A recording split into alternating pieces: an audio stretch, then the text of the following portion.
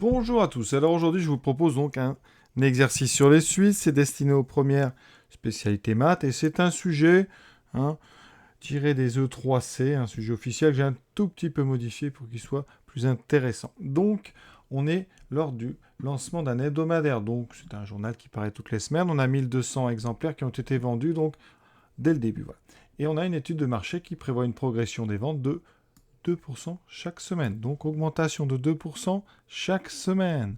On modélise évidemment grâce aux suites. Ici, on définit donc une suite UN où UN, c'est le nombre de journaux vendus durant, donc pendant la énième semaine après le début de l'opération. Donc après l'opération, j'imagine que c'est la vente des 1200. Donc notre U0, c'est notre point de départ, on a 1200.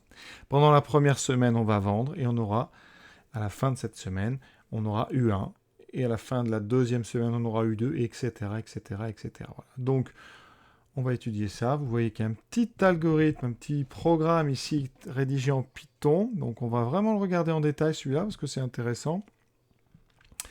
Et ensuite, on finira par quelque chose qui est important dans le programme. C'est la somme des termes d'une suite géométrique. On va rappeler une formule importante, 1 plus Q2, plus Q3, etc. jusqu'à Q puissance n. On est parti.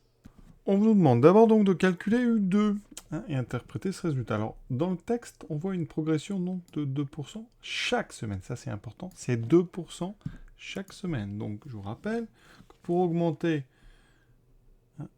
une quantité de 2%, revient à la multiplier. Donc, revient à la multiplier par donc 1 plus 2 sur 100.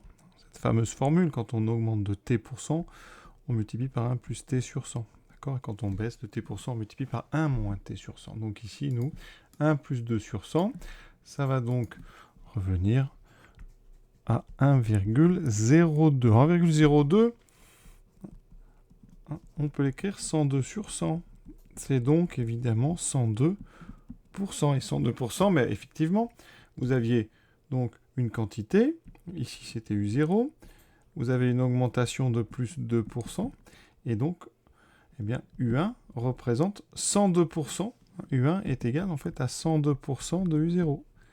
Et donc, pour calculer 102% de U0, eh bien, on multiplie par 1,02. Donc, c'est ce fameux coefficient multiplicateur qui correspond à une augmentation de 2%.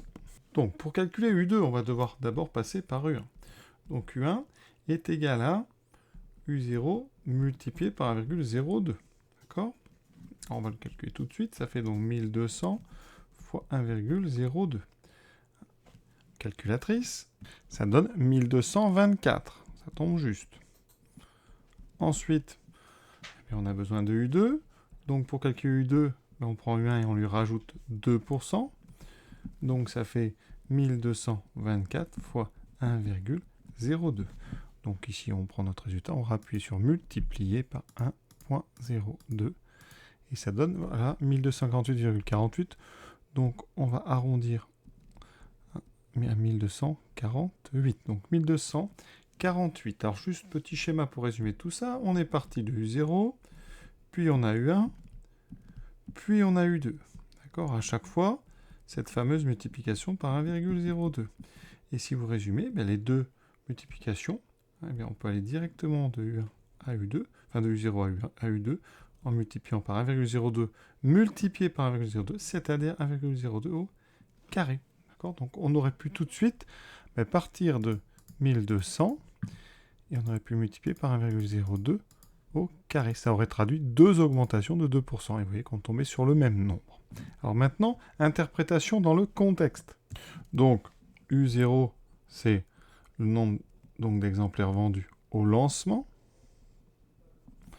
U1, c'est donc nombre vendu après, donc durant la première semaine après le lancement. Donc U1, c'est donc nombre vendu pendant la première semaine après le lancement. Et donc U2, c'est le nombre vendu pendant la deuxième semaine après le lancement. Donc voilà, on a donc vendu 1248 exemplaires de cet hebdomadaire durant la deuxième semaine. Il faut bien vraiment admettre que vraiment, on compte à partir du fait qu'on ait vendu 1200. Donc, alors, on ne regarde pas en combien de temps on a vendu les 1200. Mais après, vous avez une semaine qui se déroule et vous arrivez donc à U1. Et vous avez une deuxième semaine qui se déroule, vous arrivez à U2, etc. D'accord ?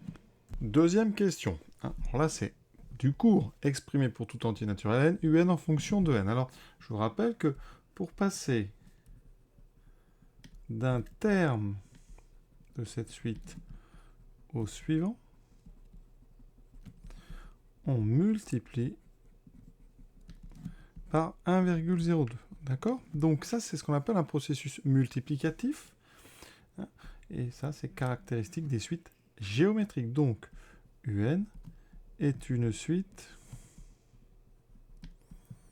géométrique de raison 1,02. D'accord ? Et donc, d'après le cours, eh bien, UN est égal à U0 multiplié par... Alors, ici, dans la formule du cours, la raison s'appelle Q. U0 multiplié par Q puissance n. C'est-à-dire 1200 fois 1,02 à la puissance n. Vous voyez bien que si n égale 2, on retrouve notre petite remarque, 1200 fois 1,02 au carré. Et ce puissance n, il traduit le fait que pour aller de U0 à UN, on a n étapes qui à chaque fois sont des multiplications par toujours un même nombre, le nombre 1,02. Troisième question, déterminer à l'unité près le nombre d'exemplaires vendus au bout d'un an. Alors un an, je vous le dis, c'est 52 semaines ici. Et donc, on va avoir, à partir du lancement, à partir donc du temps 0, on aura 52 semaines à passer. D'accord ? Donc, on doit calculer U52. Chaque terme, donc U1 c'est une semaine, U2 c'est 2 semaines, U3. Donc ici, eh bien, dans la dernière semaine, la 52e semaine, donc c'est un peu ça qu'il faut comprendre dans la question, donc dans la 52e semaine, eh bien on calcule 52. U52, c'est 1200 fois 1,02 puissance 52. Donc on a évidemment besoin de la calculatrice. 1,02 puissance 52. On trouve 3360,39, donc j'arrondis encore. Ça fait 3360. Donc dans la 52e semaine, on vend à peu près 3360 donc exemplaires. Quatrième question. Donc maintenant on passe à un programme donc en Python. Ce programme affiche la valeur 20, donc on va vérifier quand même. Interpréter ce résultat dans le contexte de l'exercice. Alors ici, on a un programme qui au départ donc, nous donne la valeur de 3 variables. Donc U qui est 1200, S qui vaut 1200 et N. Alors, dans ce programme-là, c'est à peu près toujours les mêmes règles. Dans la variable U, ici, donc dans U, on stocke. Donc dans U, on stocke les termes successifs de UN. D'accord, en commençant par U0, et donc certainement qu'on va avoir une boucle, et après on aura U1, puis U2, puis U3, etc. S, c'est souvent pour faire des sommes, donc dans S, on va stocker une somme. N, eh bien, ici on a des termes de U, mais on n'a pas l'indice qui va avec, parce qu'on stocke qu'un nombre. Donc ici, dans N, on stocke l'indice, justement, correspondant. D'accord, donc au début, on a U0. Voilà. La boucle, donc on a while. Alors while, ça veut dire tant que. Donc ici, tant que S est strictement plus petit que 30 000, autrement dit, on va continuer, et dès que S va être supérieur ou égal à 30 000, on va s'arrêter. Et on va faire 3 choses à chaque fois. À chaque fois, vous voyez, eh bien, les deux points en ligne, vous comprenez bien ce que ça fait. On augmente N de 1, c'est-à-dire qu'on rajoute 1 à N, et en même temps, U, on le multiplie par 1,02. Donc là, en fait, on calcule le terme suivant de la suite, et on rajoute 1 à son indice, comme ça, on aura U1, puis U2, puis U3, etc. Et dans cette boucle, en même temps, on va rajouter à S à chaque fois, eh bien, la valeur de U. Et donc, qu'est-ce qu'on va faire ? Eh bien, au début, vous avez U0, puis après, vous aurez U0 plus le nouvel U, donc U0 plus U1, etc. Donc, S, ça calcule la somme des termes de notre suite. Hein, et ça va s'arrêter quand cette somme va être supérieure ou égale à 30 000. Et ça va afficher après n, c'est-à-dire l'indice, le dernier terme calculé, l'indice du dernier terme calculé. Donc par exemple, si ça affiche 20, ça veut dire que eh bien, quand vous faites U0 plus U1 plus U2, etc., jusqu'à U19, c'est plus petit que 30 000. Et dès que vous ajoutez le suivant, donc vous allez jusqu'à U20, ça sera supérieur ou égal à 30 000. Et donc, il nous le dira, c'est 20 l'indice qui fait qu'on dépasse ou qu'on égale 30 000. Alors, dans le contexte de l'exercice, ben, ça veut dire quoi? Quand on fait la somme comme ça des termes ici, ben, on fait la somme, c'est-à-dire qu'on calcule le nombre total d'exemplaires vendus. Donc ici, eh bien, ça donne le nombre de semaines à partir de ce moment, hein, pour lesquelles qu'il faut pour dépasser ou égaler 30 000 ventes. Donc ici, ça veut dire que c'est au bout de 20 semaines, donc c'est au bout de 20 semaines qu'on dépasse ou qu'on égale, hein, parce que on ne sait pas, ça peut être égal à 30 000, qu'on égale 30 000 ventes. Donc au total, bien sûr. Alors maintenant, on va rentrer un petit peu dans les détails. Là, sur une copie, ça suffit. Mais on va regarder un petit peu, on va peut-être le faire tourner même sur Python. Mais on va aussi le détailler. Hein. À l'aide d'une calculatrice, ça peut largement suffire. Donc voici le programme que je vous propose ici. Alors j'ai accéléré. Hein. Quand on déclare comme ça plusieurs valeurs de variables, on peut le faire en une ligne. Vous mettez U, S, n égale, et vous mettez vos trois valeurs séparées par des virgules. Ensuite, ma boucle, enfin ma condition ici, mes trois changements et mon affichage. Donc ouais, je fais tourner, vous voyez qu'en dessous, je l'ai fait plusieurs fois, ça donne à chaque fois 20. Et si vous voulez, on peut peut-être faire un truc dans la boucle. On peut, si on veut, afficher par exemple à chaque fois le terme U. Et on peut afficher aussi, si on veut, à côté, par exemple, la somme S. Voilà. Et donc ici, quand je vais tourner, voilà. Alors, je vais agrandir un petit peu la fenêtre. Donc vous avez à chaque fois un couple, hein, avec en premier la valeur, donc ici, donc vous avez U1. Et ici, donc, là, non, ça c'est donc là, j'ai mis quoi? J'ai mis U et S. Ah oui, j'ai mis S avant d'additionner. C'est un peu bête ça. Donc je vais changer, pardon. Je vais mettre, on imprime, pardon, print, j'aurais dû le mettre juste après. Voilà. Donc ici, je coupe, voilà.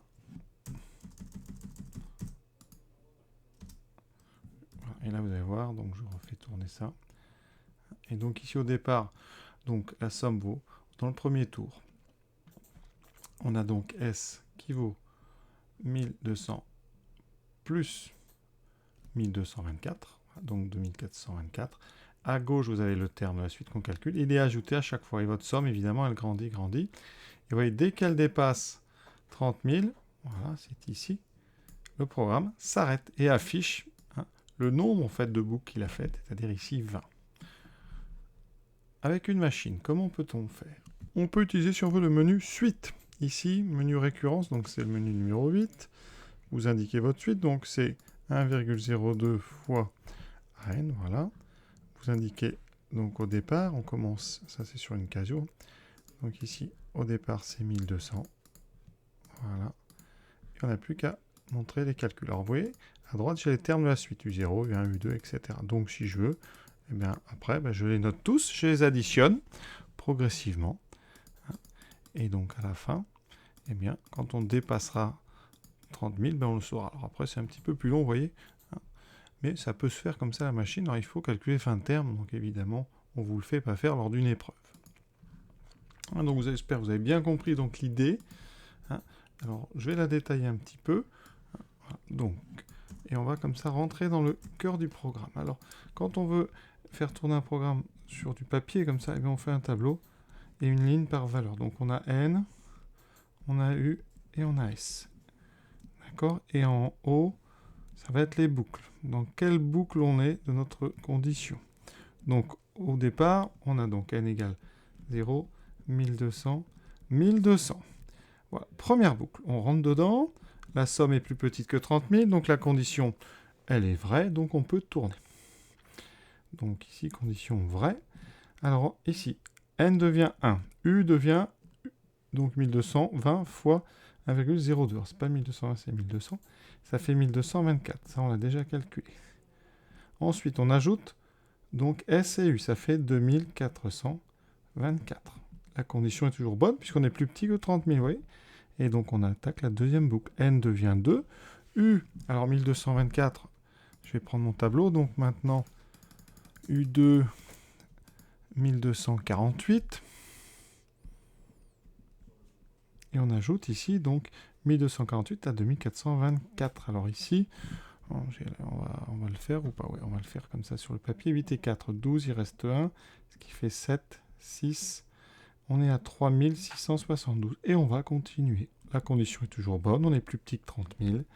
La boucle numéro 3, N devient 3, U devient, vous voyez, 1273 à peu près. Et on rajoute. Donc ici, S va grandir. Et dès que eh bien, S va être au-delà de 30 000, on s'arrête. Et on sait que ça va arriver quand on sera ici à 20. Ici, on aura un nombre supérieur ou égal à 30 000. Donc, voilà comment fonctionne ce programme boucle par boucle. Rapidement, pour ceux qui ont une Texas, vous allez dans Mode. Vous indiquez ici Mode Suite. Donc, il faut descendre. Voilà. Et maintenant, vous allez dans F de X. Vous avez un mode de suite. Alors ici, je viens jusqu'à déjà. Je vais mettre donc 1,02 fois UN. Donc le U, ils sont cachés ici. Donc seconde sous le 7. Vous ouvrez les parenthèses, vous mettez N, c'est la variable. Voilà. Vous indiquez U0, 1200. Et c'est terminé. Il n'y a plus qu'à aller maintenant dans la table. Alors, Mais avant d'aller sur la table, on va vérifier quand même que elle est prête. Donc dans Dev Table, vous allez donc remettre début de table à 0 et un saut de 1. Et vous mettez ici auto. Ça, c'est très important. Et donc table. Voilà. Donc vous avez toutes les valeurs de la suite. Et comme sur une Casio, vous pouvez faire la somme si vous avez envie. Voilà. Dernière question. Donc là, déterminer le nombre total d'hebdomadaires vendus au bout d'un an. Donc vendus pendant la première année. Donc ici, qu'est-ce qu'on doit calculer? Donc on doit calculer donc la somme par semaine. Donc on commence par le lancement. Donc on aura U0 plus ce qui s'est vendu dans la première semaine, plus dans la deuxième, etc. jusqu'à la 52e. Donc on doit calculer tout ça. Alors la notation, vous l'avez peut-être déjà vu, on note ça somme pour donc I égale 0 à 52 des UI.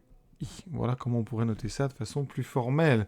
Alors comment on fait un calcul de somme? Alors a priori, vous n'avez pas forcément la formule générale au programme, donc on va regarder. Alors U0, donc ça fait U0, c'est 1200. D'accord? Donc on va le mettre carrément. Voilà. Donc cette somme, elle vaut 1200. Plus U1, qui vaut 1200 fois 1,02. Plus U2, 1200 fois 1,02 au carré. Et etc. jusqu'à U52, qui vaut 1200 fois 1,02 à la puissance 52. Donc je vais factoriser par 1200. Et ça, c'est la méthode que vous utiliserez à chaque fois si vous n'avez pas vu la formule générale. Donc ça donne 1 plus 1,02 plus 1,02 au carré, etc. jusqu'à 1,02 puissance 52. Alors la formule que vous devez connaître, qui est dans le chapitre donc, des suites géométriques, c'est la suivante. Si Q est différent de 1, bien la somme des puissances de Q, donc 1 plus Q carré jusqu'à Q puissance n, avec n, donc un entier, n appartient à un grand n, et bien ça vaut, et c'est à apprendre, c'est à connaître, donc Q puissance n plus 1 moins 1 sur Q moins 1. Ça, c'est la version quand Q est plus grand que 1. Sinon, une chose qui est égale, vous pouvez aussi apprendre 1 moins Q puissance n plus 1 sur 1 moins Q. Les deux formules sont les mêmes. Vraiment, ça vaut la même chose. On a juste interverti en haut et en bas l'ordre donc des deux termes. C'est la même chose. Donc ici, eh bien, on va utiliser plutôt celle avec Q puissance n plus 1 en premier. Donc ici, eh bien, vous voyez, je l'applique avec donc Q qui vaut 1,02 et N qui vaut 52. D'accord? Donc N égale 52, donc j'ai 1,02 puissance 53 moins 1 sur 1,02 moins 1. Voilà, ça c'est très très très important cette formule. Et donc ça fait 1200 multiplié par 1,02 puissance 53 moins 1 sur 0,02. Là on va prendre quand même une calculatrice. Et vous voyez qu'on trouve donc, alors on va arrondir encore, donc ici je remets 111 380, donc 111 380 exemplaires vendus en un an. D'accord? Et donc voilà. Donc cet exercice est terminé. Donc un exercice qui est très intéressant parce qu'il n'est pas très compliqué et on applique quand même le cours qu'on a vu sur les suites géométriques. Voilà. Donc vous retenez bien cette formule qui permet de calculer la somme et le terme général, d'accord? Donc à retenir, c'est que quand on a une progression en pourcentage, eh bien on arrive dans une suite géométrique et donc il faut bien connaître le terme général, c'est donc cette formule, et la formule qui permet de calculer les sommes des puissances d'un nombre. Voilà, à très bientôt.